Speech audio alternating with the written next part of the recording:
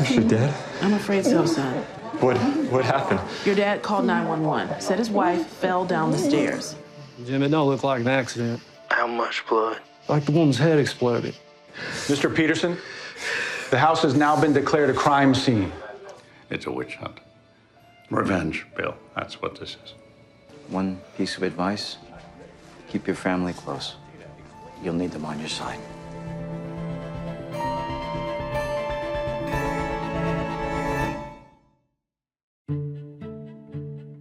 Chances are you're already familiar with this story.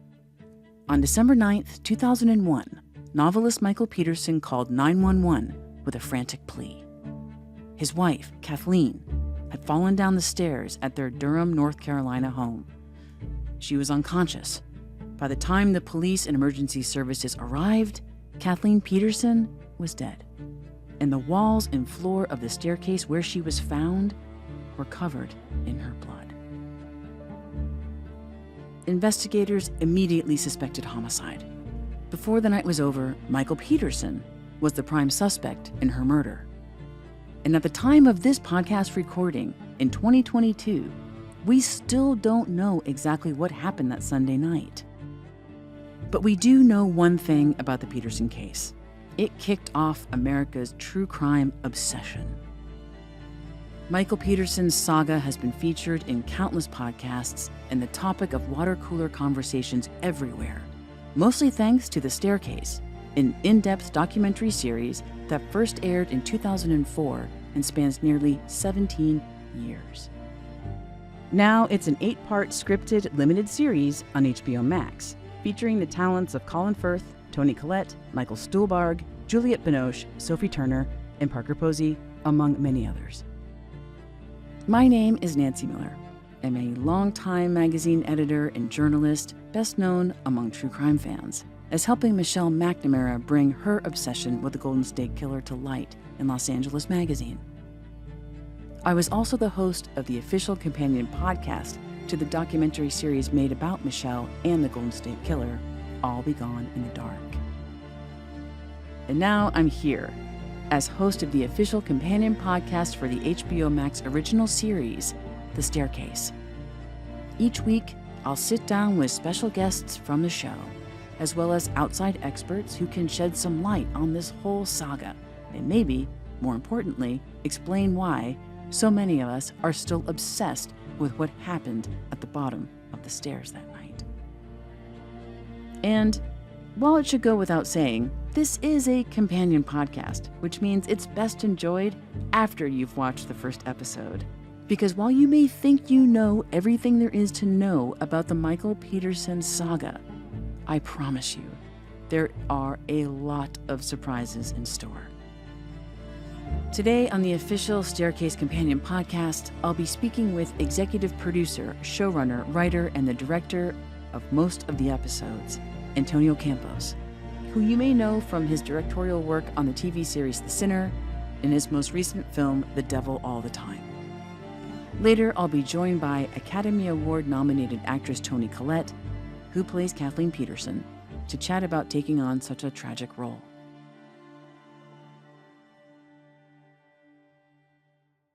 Antonio Campos, writer, director, showrunner, and executive producer of the series. Thank you.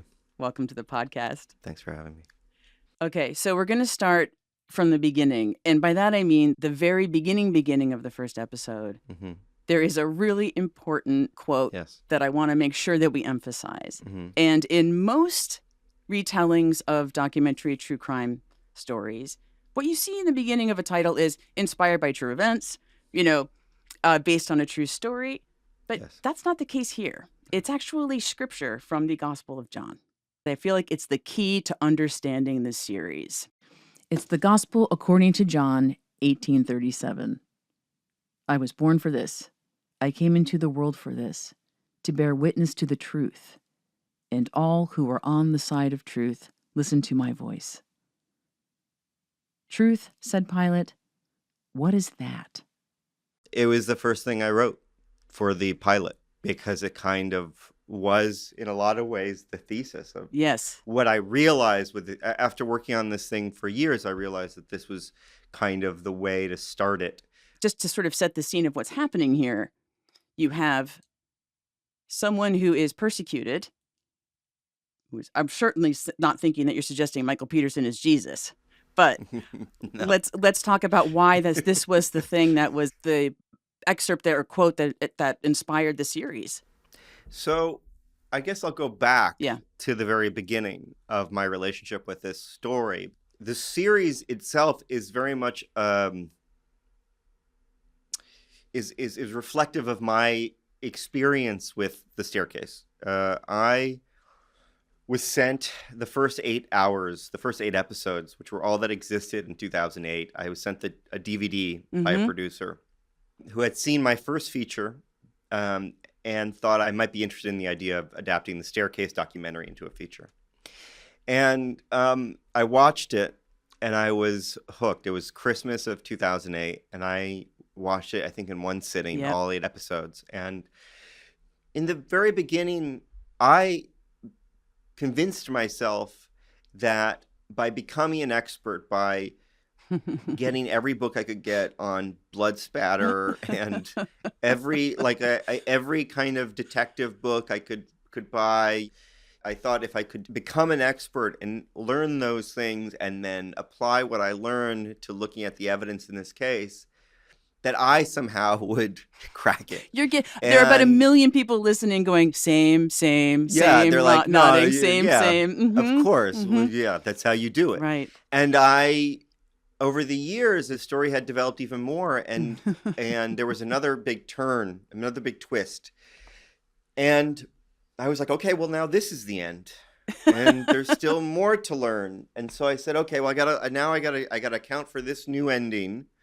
And I got to account for the new things that I've learned, and okay, but now I'll figure it out because now I have even more information. And then the years went on, and I just realized, well, there's too much story here. I need to do this as a series, I think. And then I started that process around 2015 or 2016. And then there was another big twist. And I was like, okay, well, now this is another part of the story. And along, I'm still kind of going, okay, well, I'm going to just keep, now I'm definitely going to crack it because I've been looking at this evidence for so long. But what I realized, I was like, oh, wait, no, I'm never going to crack it through the evidence. I may never crack it, but looking at the evidence is the wrong way to go. I really just need to do what I'm doing naturally, which is just kind of becoming more and more interested in the people and the dynamics and who they are. And that maybe if I could understand what happened before and what happened after and where we are now, if I could kind of experience, maybe if the audience could experience what I experienced having lived through what I saw as 3 different stories within one big story, that maybe then I'll have a better understanding. What I realized, though, is no matter where I got to, and this was a huge moment for me, was that even if I figure this thing out, I'll never know the truth. The truth of what happened that night is way more complicated than just what happened that night. And so the idea of the truth itself became something that I was like, oh, that's a main ingredient to the story. What is truth? And let's start to explore that. Staring at the blood spatter was staring at a Rorschach. I saw one thing and somebody else saw something completely different. And you see that across the board with this story.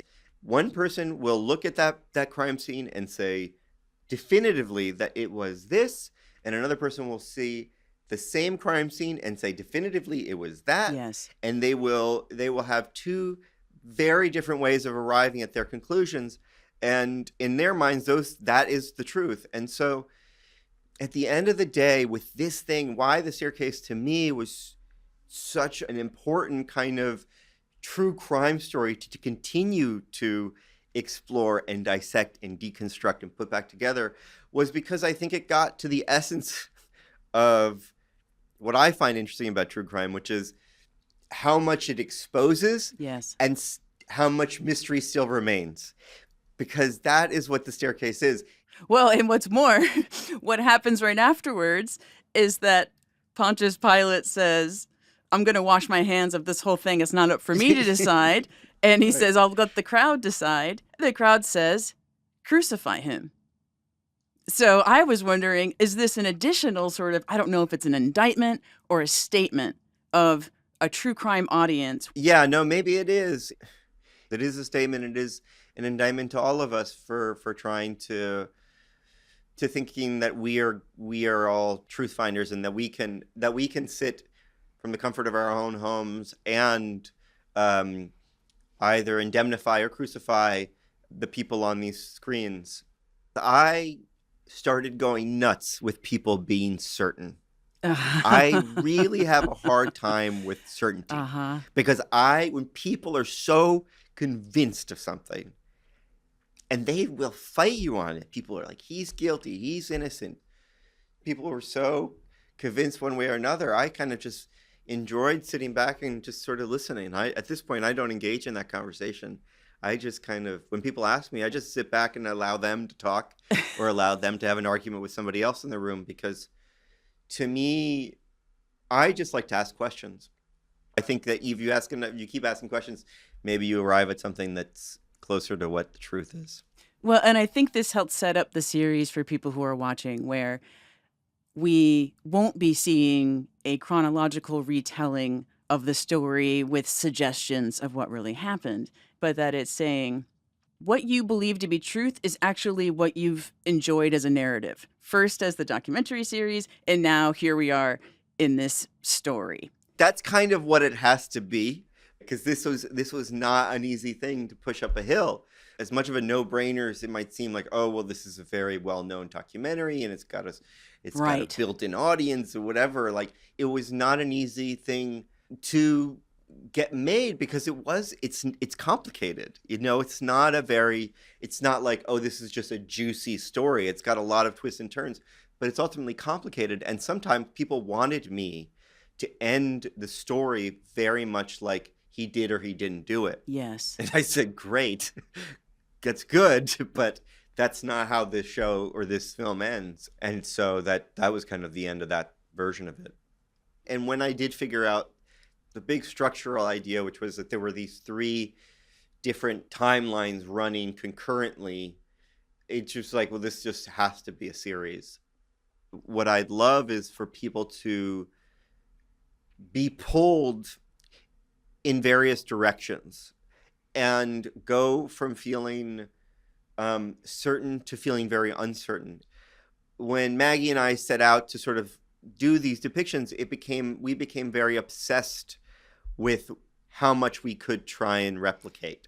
And that's Maggie Cohn, your co-writer. Maggie Cohn, my co-showrunner on this. And so, you know, we really became obsessed with that. Like, well, you know, we couldn't replicate it exactly.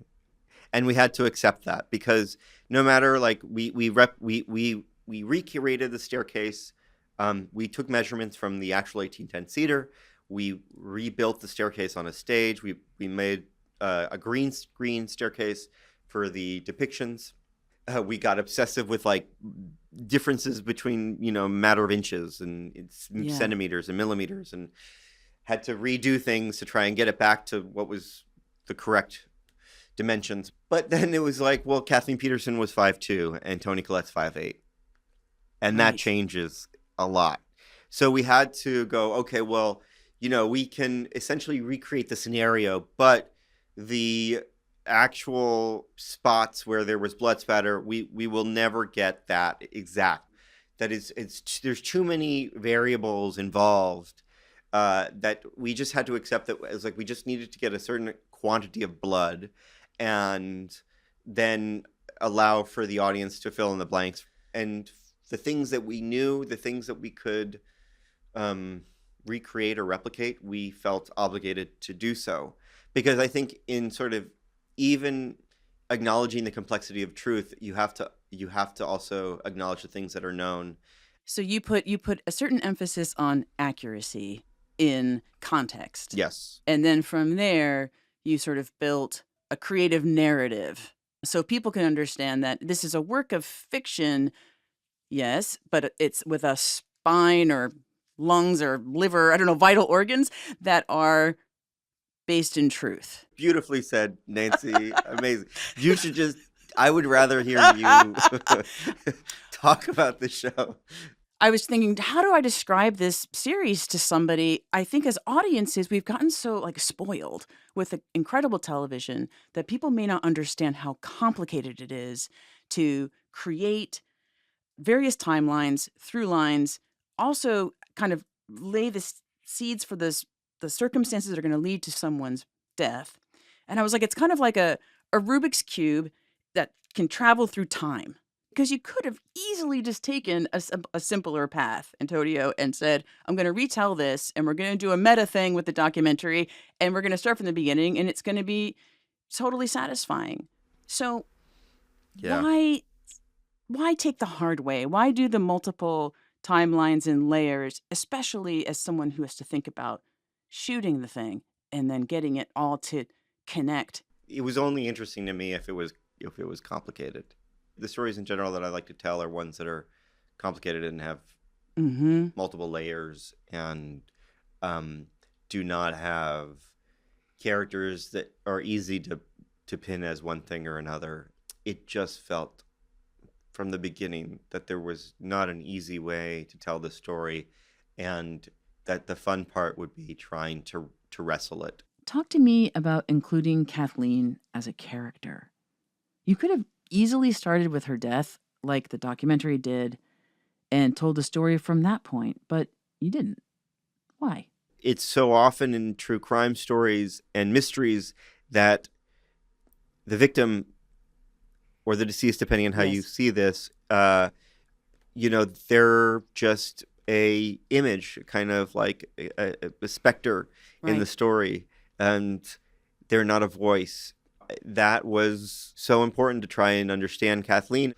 So again, it went from evidence to the people and to the people involved. And that took time. And I'm so happy that it took as long as it did, because I think that if I had made it as a movie 13 years ago, it just wouldn't be as interesting. All right. I want to address the scene in this episode in which the entire family is sitting around the dinner table. They obviously love each other and they're having a good time. And yet, there's something else going on under the surface. Like, something's not quite right here. I was interested in family dynamics and the idea of the dinner table not representing what is actually going on. And that all the little things around the dinner are telling you more about what's really going on than the dinner. The dinner is the nice stuff, and it's everybody being nice to each other. And that's what it's about. But, that dinner scene is then kind of echoed throughout, how that image of all of them around the table evolves and devolves over the course of the series is something that we explore. But yeah, it really became this sort of like key sequence to the whole series. And in a lot of ways, it felt like a good way to, if not explain clearly to the audience who everybody was in this family. What I mean is who everybody is related to, how people are related to each other, because it's a complicated family dynamic. At least you would understand that there were three factions, that there were the Petersons, the Ratliffs, and the Atwaters, and that the Petersons were the boys, and that there were two girls that were the Ratliffs, and then there was Kathleen and Caitlin, and they were the Atwaters, and that somehow they had formed this one family. It's not just that this family was rotten from the beginning. No, there was just stuff under the surface, like there is with every family. And Kathleen's death kind of just opened up the wound, and the dam burst. We talked a little bit earlier about it's a fictional story, but there are certain things that seem really important that you got in the narrative as these anchor points. I've watched these episodes, and there's no wasted dialogue. There's no wasted throwaway moments. So can you just talk a little bit about that? And I know it's a huge question of how you kind of make this balance between storytelling, fact, and what you need to create to tell the story. One of the and I think you're going to talk to him, or you may have already talked to him, Michael Matthews, our series researcher. Yeah, we'll be speaking with Michael Matthews in an upcoming episode. Michael is a wonderful person, and he was in the writer's room for almost the entirety of the, I think, I don't know, 3 or 4 months that we were in this Zoom writer's room. He was always there, quietly listening, and if we started to stray too far with an idea, or it felt like we were taking too many liberties with something, he would sometimes just kind of like raise his hand and say, well, that's a little bit too far away from what happened. And so Michael was really helpful in trying to, he was just became very familiar with the facts, and he kept building and building this database of research.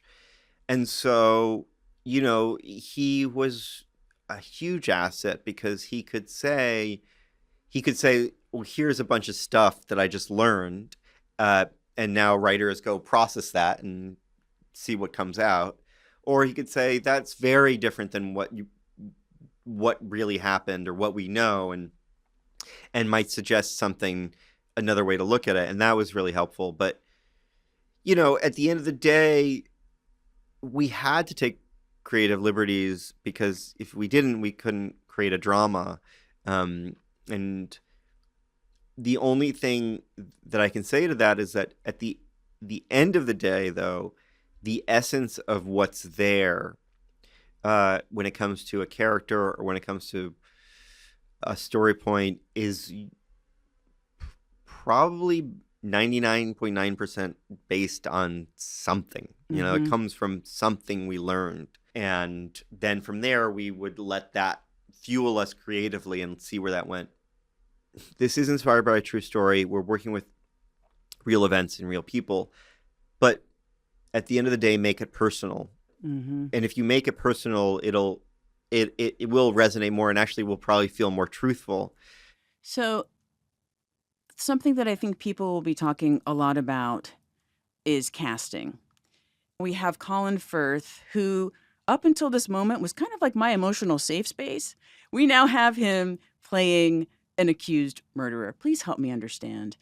What made you look at the brown, warm eyes of Colin Firth and his reputation as an actor and think, yeah, he could be a killer? It's funny. I don't sort of set out to try and cast against type. I just really there's a certain amount of luck and fortune and who crosses paths with you and who comes to mind in a certain moment. But it's ultimately like who is a great actor and who really wants to do something with the role. Colin is a brilliant actor, and I knew that he could bring the complexity that we needed for Michael Peterson. I mean, in so many ways, we saw this story as almost like a Greek tragedy or a Shakespearean tragedy, and it felt like having an actor of that level, a Shakespearean actor, could bring the complexity that we needed for this character. And I will say, it always helps when you have an actor who does exude a certain warmth, or people have very warm feelings about, to play a character like Michael, who people have very conflicted feelings about. It balances it out in a way that really helps the audience connect. We had many, many conversations, and he really found his way into it, because Michael is not an easy character to figure out. And that's partially why I was always fascinated by him, that he was kind of impenetrable. And Colin recognized that, and he embraced that, and he had to play moment by moment in order to become this character, to be this person. It is uncanny the way that he can inhabit Michael Peterson. Yeah. We'll be speaking with him later, actually, in the podcast. But I'm curious for you, if you had any direction for him, like watch all of the documentaries and get on the phone with Michael, or did you have anything that you were going to guide him so that he could play this character, own the character, and still be sort of true to himself? From the very beginning of this project, from when I started it 12 years ago, I knew that whoever was cast as Michael, I would say to them, you decide whether or not you think he did it. And you decide or figure out in your mind what happened, and then we'll never talk about it. And I will never know what you think, and I won't necessarily tell you what I think. And I think that one of the most important things a director can do is imbue the actor with ownership. Antonio, am I allowed to ask him when we interview him later? Am I allowed to ask him what he decided? Yeah, I'm sure. I'm okay. Absolutely, go for it. I don't know if he's going to answer it. I don't know if he's going to say, but because he might not answer. He might be cagey about it. But we still don't really talk about it, which is fine because I hate that conversation. Sure. Well, all right. So, but let me just get this out of the way then, because you've spent 12 years. I think I heard that you were actually in the courthouse in 2011. I remember that trip vividly. My producing partner at the time and I were down in Durham, and we were staying at a Holiday Inn. And he would drop me off in the morning to court. He just was not interested in sitting in a court. He'd drop me off like a parent, like, okay, I'll see you later. And then I'd come back to the hotel, and he was just like sitting around with a pizza box on the bed. And oh my God, today was crazy. Candace Amperini did this. And, I saw Jean-Xavier took me to visit 1810 Cedar.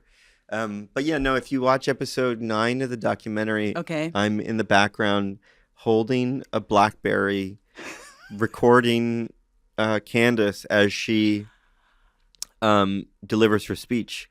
That day was one of those days where you witness something that is as dramatic, if not more dramatic, than what you saw in the documentary, which is when Candace got up there, because to see someone confront who they are convinced is their sister's killer and look at them in the eyes and call them out for that and plead and get emotional in front of an audience to stop what's happening is very moving. And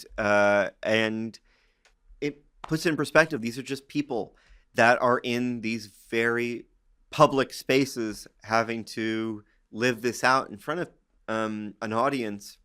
Since you were there in 2011, did that give you an opportunity and access to Michael Peterson, to David Rudolph, that would be unique and benefit you later? Yeah, I mean, I had really avoided, or I had never made the move to talk to Michael until 2020, when we started the writer's room. I thought by then, like 12 years later, I had some perspective and I could do it without it affecting my perspective, my perception of things. I actually met David Rudolph in 2009 at Park City at the Sundance Film Festival. I was there with a film, and he has a house in Park City, and Jean-Xavier had introduced us, and I had lunch with him there, and we talked about the case for the first time. But having access to David Rudolph was, really helpful, because I could ask him questions. He could give me some perspective. The thing that I learned over the course of working on this was that, you have to take everything people tell you with a grain of salt, because they're always trying to get you to see the thing the way that they see it, and to interpret the information the way that they've interpreted it. And so you can't rely just on one source. Last year, as we were shooting, we talked to Jim Hardin as well, who was a district attorney at the time and then later became judge. We'll find out. Judge. He's a judge, and he just retired. Jim Hardin had his experience and feels very strongly about, Michael being guilty. And David Rudolph feels very strongly that Michael isn't. And they're both approaching all the evidence with that as their center. So, if we were to look at your filmography, you frequently deal with crime and murder and the dark underbelly of society. Why is that? What's going on there? I just tend to be fascinated by the dark places, and I'm interested in these things not to glorify them, but more to, in some ways, for me myself to confront myself with it, and it's sort of the work itself is confronting and saying, look at it. Then I think the true crime era is very much fueled by that fascination with the dark side, with the blood and guts. And I think that what's special about The Staircase, it stands out because it is very restrained compared to the other documentaries of its like that have come after it. All right, let's talk a little bit more about what you just said. That you're interested in showing humanity's dark places, but you're not interested in glorifying them. I get it. But it must be kind of a tightrope to walk when the dark places you are showing us actually happened. In general, it's all about, okay, this stuff exists. Like, either Kathleen died from a fall or she was beaten. If we're going to recreate that, then we owe it to the audience to portray it as realistically as we can. But we also owe it to the audience to not glorify it. When you're dealing with this subject and real people and commenting on them, I think you just have to play it in a certain way. I don't know if this is something that can be explained in logic or if it's just more of a feeling, but there is a car scene towards the end of this episode where Michael finds out he's going to be indicted and the sort of family is going to I think he's turning himself in.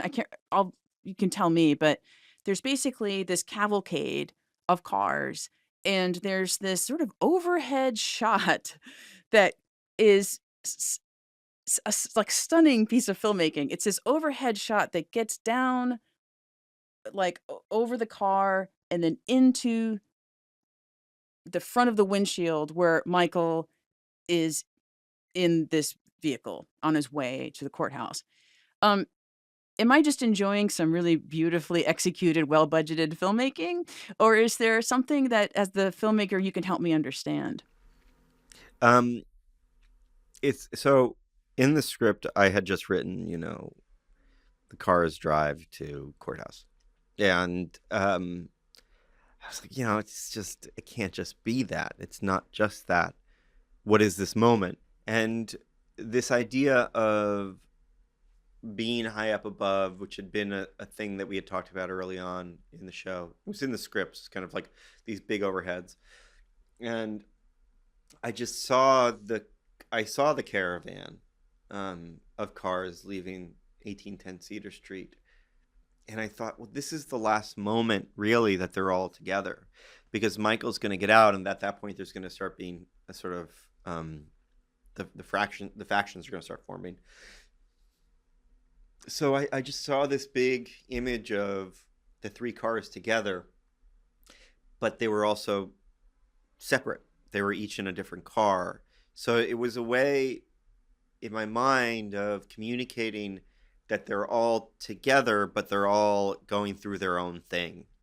My last sort of thought that I think people are left with, and I'm not even sure how to pose this as a question, it's just almost this gasp.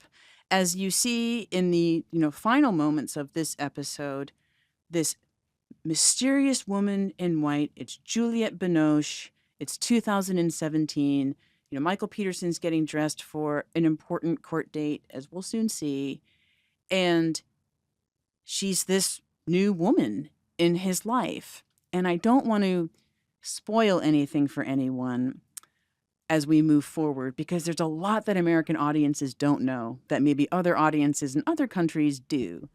But this was one hell of a cliffhanger. That's good. That's good. So what is this tease that you've brought to us that we are going to try and furiously Google and wrap our heads around while we anticipate the next episode of the show? I mean, I would just say don't Google if you can avoid it, because it's much more satisfying to experience it in the show. We know the question of did he or didn't he do it, but that's not what the show's necessarily interested in. It's interested in this guy and where he ends up and how we get to where it is. So it felt like, as opposed to ending on an image where it's like we're looking at him and we're asking the question of who are we looking at, a killer or not? It's wait, how do we get to where we get to, and where are we going with this story? And it just indicates to the audience that this story is not your typical true crime story, and it's interested in other things besides innocent or guilt. And that's why the pilot ends the way it does. And on that note, I want to implore listeners to please listen to the creator of the series, the man who has been following this story for 12 years, to not Google. Avoid looking things up online. Don't self-spoil, by all means. And I think you're also going to get the best answers here on the podcast. So thank you so much, Antonio Campos, for joining us. No, it's such a pleasure. Thank you, Nancy. I've really enjoyed it. I look forward to the next conversation. Yeah, me too. If you enjoy this conversation with Antonio Campos, don't worry. We're going to hear a lot from him in future episodes. But right now, we're going to move focus to one of the incredible performances in the series. Toni Collette, who talks pretty frankly about the unique challenges and pressures of playing Kathleen Peterson and ensuring that Kathleen is seen here as much more than a victim. Toni Collette, thank you so much for joining us on the first episode of the podcast. Total pleasure. So happy to be here with you. Okay, so we're in the first episode of this series, and one of the most unexpected and I think the most poignant departures of the documentary is that we finally get to meet Kathleen Peterson in what feels like real life, who you play in the show. So I'm curious, how did you come to the role of playing Kathleen Peterson? Look, I got a call and I was told that Antonio wanted me to play Kathleen out of the blue. It always amazes me when these calls come out of the blue that someone's even thinking of you. And I didn't really know about The Staircase. I'd heard of it, I hadn't seen it. So once I kind of familiarised myself with it, and made me a little nervous. My question was, why? Why would you retell this story? Because I certainly didn't want to, fan Michael Peterson's flame if he was in fact guilty. I finally found myself thinking that actually the point of the retelling of it is that it is a much more balanced perspective and it's much more inclusive of Kathleen. Yes. And that actually it's, as much as it is about her death, it's maybe a little more about the breakdown of a marriage.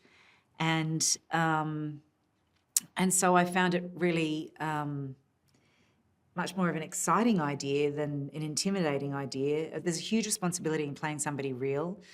There somehow seems to be a bigger responsibility in playing someone who is now no longer with us, especially given all of the conjecture and knowledge about their lives and what may or may not have happened. So ultimately, I was really excited to be able to kind of bring her to life. There really wasn't that much information about her.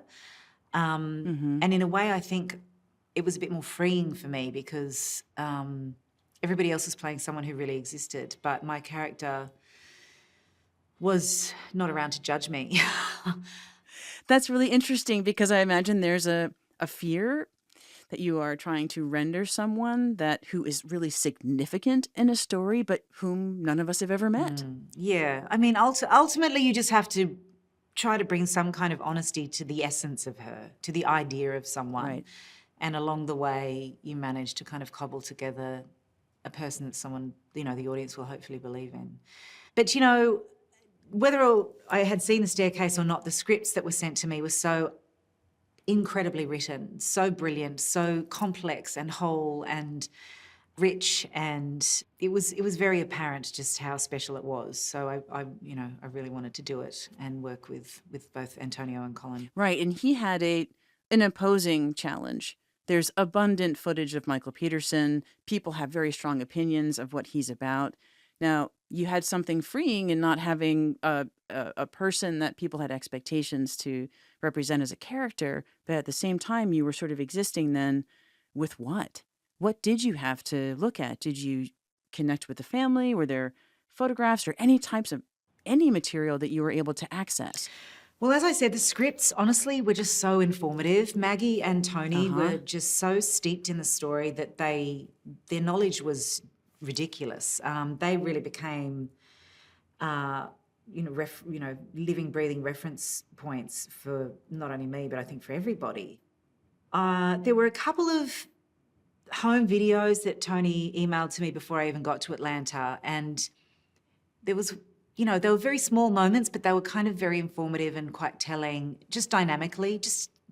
So one was Christmas Day, and Kathleen was sitting on Michael's lap, and all the kids were there, and she was kind of sitting there. She just looked like a little bird with her little, she was often seen with this coffee cup, and she was sipping away. And she kind of just had this, I don't know, the energy between the two of them was very specific and very strong, and it almost seemed inappropriate around the kids. Even if it weren't this job, if there's a source material that, if it's a film or TV show, whatever I'm working on, that it's based on, I rarely look at the source material because I have to consider the scripts as my Bible. That's the world that we're creating, and other information can confuse, get in the way, or kind of make it kind of bleed out in a way. That's really all it's really all I needed. They were complex enough. Given how tough the subject matter is in this series, what was the atmosphere like on set? Antonio created the most incredible atmosphere. We did create a kind of family vibe. We often found ourselves on weekends at his house, and he would be cooking up these big meals, and we all really genuinely liked each other and wanted to hang out together. And I think that energy really translated to what you see on screen. I think some of my favourite scenes are those which are just these kind of humble, everyday, kind of domestic people, moving around each other in the house, just getting on with their lives. Those moments are actually quite fascinating to me. I think what you're saying adds this rich element to the Peterson family saga, is that Kathleen holds the family together, in a lot of ways. And so when she dies, the family comes apart for a number of reasons. But how did you see her and her role in the family? Family and all of those relationships were the most important thing to her. She was much more emotionally available to those kids than Michael ever was or will be. She just had so much heart and so much love for them, and was supportive in every way, financially, emotionally, just giving them all kinds of stability. She was just wearing so many hats, which is why she was so exhausted before she died. She worked so hard. She worked like an absolute dog. And Michael just seemed to take advantage of that and kind of swan through his life. I know he's written a couple of books, but he really wasn't doing that much. And she was just slogging it out at work, trying to make ends meet. They were struggling financially, even though they have this big, incredible kind of estate-like property. They could barely afford things, and she was just working her guts out. And her job was becoming, somewhat unstable for her. She had a pretty high up position. Right. And the company lost a lot of money, and so she became quite vulnerable at work, and that, just her job, there was a lot of fear involved that she was going to lose her job. And in fact, they had a big financial loss when her pension was gone, and that is hugely stressful. All of these things, she had a physical injury, she had all that instability at work, she had stress with the kids, she was just she was the glue. She was the heart, and she was the responsible one, and she was the worker bee, and she actually didn't have much support herself. It wasn't an equal partnership. There was a huge imbalance there in terms of contributing to the whole of the family community. I, as a mother and worker and partner, have learnt over the years that self-care is actually the answer. If you can take care of yourself, then you can take care of everybody else. And Kathleen doesn't even have that opportunity. She doesn't have time to come up for air to even think about herself. So, there's a bit of drinking to self-medicate. There's some pill popping for pain and potentially beyond that. I think she's just trying to self-soothe in all the wrong ways. And that deep fatigue, like it's just a recipe for disaster. Well, in episode 1, they're at the empty nest party. They have, a bacchanal selection of wine. Yeah. Everyone's having a good time. And your character just does this dive into the pool. I think she just wants, there must be a feeling of being trapped in some way. And, when you're feeling that way, you look for an escape. So the drinking is an escape. The pills, I don't know really the extent of what she was taking, but initially it was for physical pain and then may have become something else. But it's a party, and why wouldn't you want to jump in the pool? And she was feeling happy, and she was feeling free, and she had all her friends there, and then it just went horribly wrong. And it'll be an important detail, because something that we learn when watching the series, that there are no wasted moments. Every detail that happens has some sort of something that we'll need to understand later, that the neck injury might have a role when we go on in the series about how her ultimate death is perceived. You had said something about the Peterson marriage. Mm-hmm. I understand it's a fictionalized depiction, but how would you describe the Peterson marriage? I would just love to hear from the Kathleen Peterson character perspective, how you see it. Well, I mean, it was a love story, yes. She very much loved her husband. She really did. She kind of looked up to him. They had fun together. They were very much a team until they weren't, until the shit really hit the fan for her and she didn't have the support that she sought. And she realised she was on her own. So I just think it was not an equal partnership, and that she was doing all the hard work and he was reaping all the benefits of everything that she was working at. And she doesn't complain about it. She just gets on with it. She's just the greatest supporter, and she doesn't have much of it herself. So as we look into this marriage, it's pretty evident that we see that Michael is keeping secrets. We can tell from the beginning, episode 1. And there are these multiple timelines, and the narrative sort of plays of what Kathleen knows or doesn't know and staying in the dark about these secrets. How do you approach these versions of Kathleen that you have to play? It just comes down to the writing. That's really it. And I've just got to turn up and try and make it feel real. But as far as the lying and this whole kind of second life that he has that she was or wasn't aware of, if she was aware of it, I'm sure it was a bit stressful. And if she wasn't aware of it, I'm sure it was still a lot stressful, because you feel that. Even if something's not spoken about, if you're living that closely to someone, you'd have to be completely shut down to not kind of energetically feel something a little off, right? So, was it hard filming Kathleen's death scene on the stairs? I mean, watching it appeared to be really challenging, both technically and emotionally. We know where the blood was on the walls in the staircase, so we had to kind of, choreograph exactly how I would physically move, or the places where I would hit, or touch, so that it made sense, physically made sense as to why there were marks on the walls. First of all, we had the most incredible stunt people. So, they covered the fall, and then I would pick it up from when her head hit the wall. My head would hit the wall, and then it would continue from there.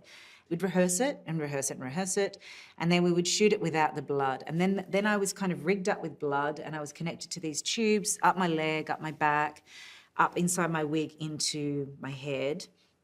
And because we only really had one go once the blood's hard to clean up. I literally had one take. Mm-hmm. So there was a lot of pressure, because a couple of times I was shooting it at 4 and 5 in the morning. There was only one take, and also this is real for Kathleen. Yes. This really happened to this woman. This or similar happened. Either way, she was found in this horrible bloody mess at the bottom of the stairs, and this may or may not be how it happened. So I had to just give it my all, make it as honest as possible. I think as I get older, as an actor, you get asked quite often, how do you shake it off? How do you let it go? And I'd be like, that's fine. It's not, I'm just acting. It's fine. And to a certain extent, that's true. But actually, it wasn't fine. So you're kind of embodying something whether you're thinking about it or acting it out or it's really happening. I mean, obviously, if it's really happening, it's way, way, way worse and probably more intense, but there's a certain amount that you do absorb. So anyway, I just, as I have gotten older, realised that it's really essential to figure out a way to help shake it off, cleanse it out, cut it out, and come back to a kind of grounded sense of self. And have you succeeded in finding that? Have you found that method? Yes, absolutely. That is an essential process of what I need as an actor now. I kind of build it into to the structure of a shoot, to always kind of take time afterwards to try and just kind of, work through what we've just gone through. My job is to make something feel real, and I'm not one of those actors who can just kind of bung it on and pretend. I kind of put myself through the ringer sometimes, and it's not something I talk about, or it's just something that's felt internally, and that's the part I have to take care of. With this particular story, it has captured the imagination of millions of people, and I think one of the biggest reasons is because it's still this mystery. Absolutely. I think that is why it's so compelling, absolutely. But the position you are in as playing Kathleen Peterson is, and maybe this affected your performance or it didn't, I'm wondering if you had to make a decision somewhere in your process to decide what did happen to this woman. No, I don't think that's up to me. I mean, yes, she died. That is horrible. It's a horrible, tragic loss. She was young and she was this vital life force in her family and in her community. And it's tragic. But I think, the show is successful because we have no clue how she got there, still to this day. It's really baffling. It's so baffling. And I think that is inherently what makes it both frustrating and compelling. Not having answers to something this intense is scary. Sure. So people want to keep watching and watching and watching, just looking for any little sign to give an answer. And we did the same thing when we were shooting. We were constantly talking amongst ourselves on set. I feel like there's an enormous value in your depiction of Kathleen Peterson. I think it not only gives us another dimension to the story, but I think it is also might help other storytellers when they're looking at sort of true crime sagas to incorporate the life of the victim maybe in ways that we haven't seen before or done before. I don't know. I'm not really into true crime sagas.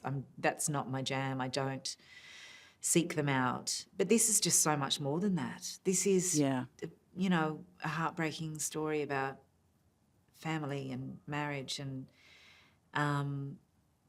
I think any successful story goes beyond the genre that people are trying to box it into. I think that's why they succeed. And I don't think this is any different. I think this is uncontainable, and it's jaw-droppingly good. I mean, I'm not saying that because I'm in it. I mean, it's amazing. It is. I don't often do that. I mean, I'm in it. I'm not bragging. I mean, there are a lot of people in it. There's a lot of amazing work in it. It's so much bigger than me. I'm telling you, whether I was in it or not, it is next level good. It's just Antonio, his vision, and everybody involved, the way he was able to assemble all of the right people. Everybody is so good, on and off screen, honestly. And despite its tragic nature, this story, it was a true joy and a true pleasure to work on. It just felt so beautifully collaborative, and there was something just so special about it. It was right up there for me, one of the best. One last thing I really liked was that you get a sense of the sisters, too, that Kathleen has these two sisters and a daughter who will divide from the family because they start to believe that Michael is guilty. And seeing that relationship was also really helpful because you see their complicated dynamic. It must have been so infuriating for them watching this go down, watching this whole thing go down. I mean, it just must have been, it would take over your life. It would absolutely overshadow everything else. So when I think about people watching this, family members or people who are involved, I actually think about those sisters the most. And I don't know, I hope that they feel like there's some real representation for the person they loved. Oh my God, I don't know why I feel like crying right now. Me too. I